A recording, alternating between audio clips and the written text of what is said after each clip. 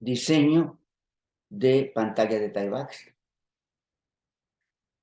Predimensionamiento de la estructura de soporte superficial. Una vez tengamos definido la posible longitud de anclajes, localización de los anclajes, espaciamientos, ángulos de inclinación,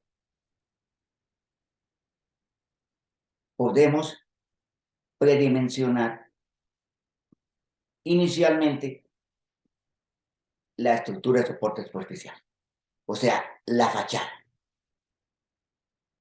la cual puede ser un muro o zapatas independientes o vigas horizontales solamente o columnas o sistemas de columnas y vigas, grillas, pueden ser pilotes anclados, pueden ser tablas estacas, pueden ser muros diafragma y los rebujos. Dimensionemos.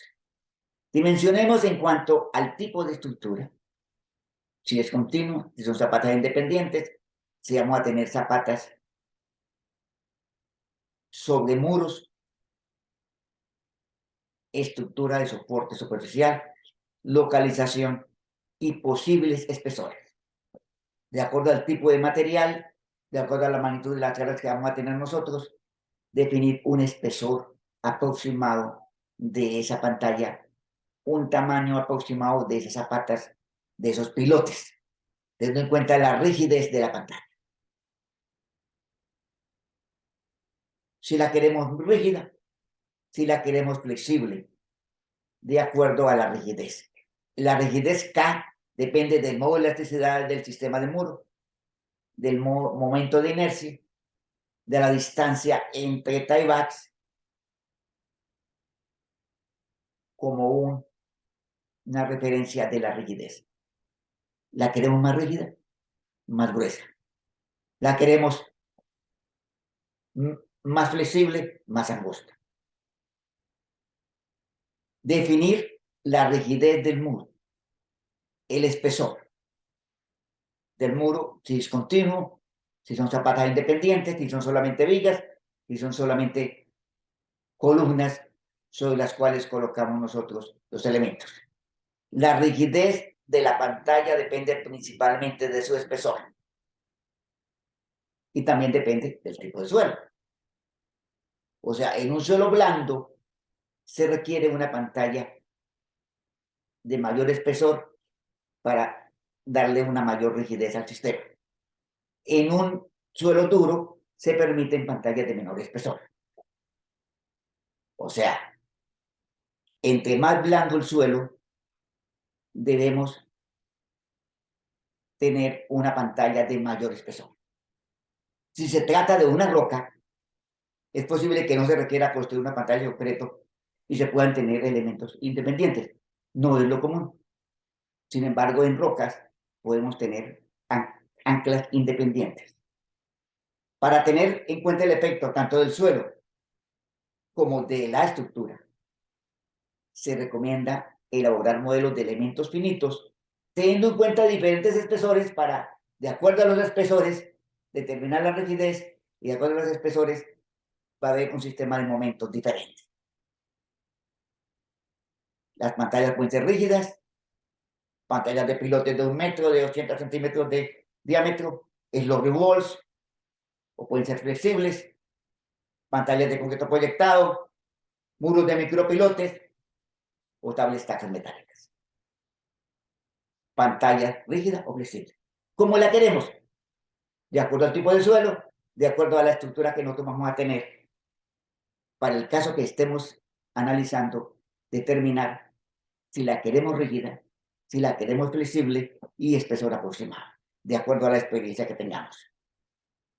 Los elementos verticales del muro se deben diseñar para soportar el peso de la pantalla, las sobrecargas y demás presiones. Y es posible que necesitemos que esté embebida la pantalla en su pie, en el suelo. Elementos verticales para soportar la pantalla.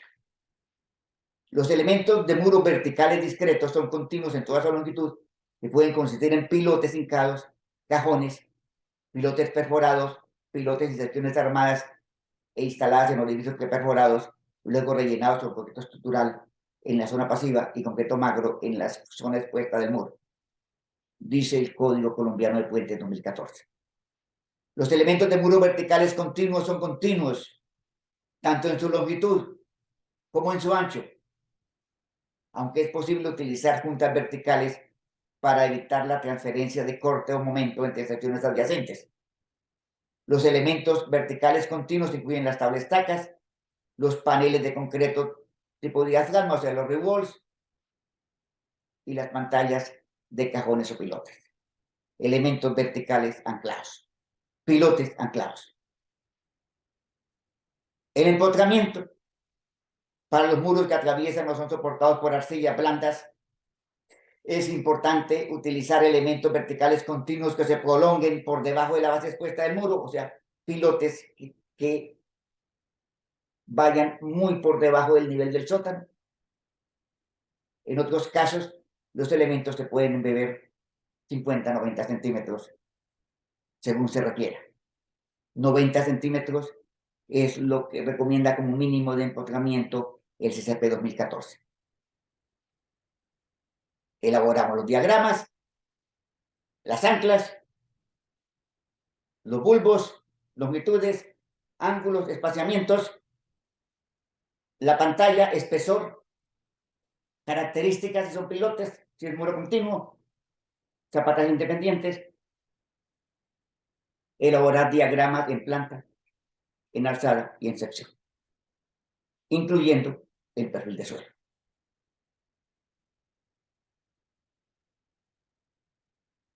Tenemos ya el prediseño.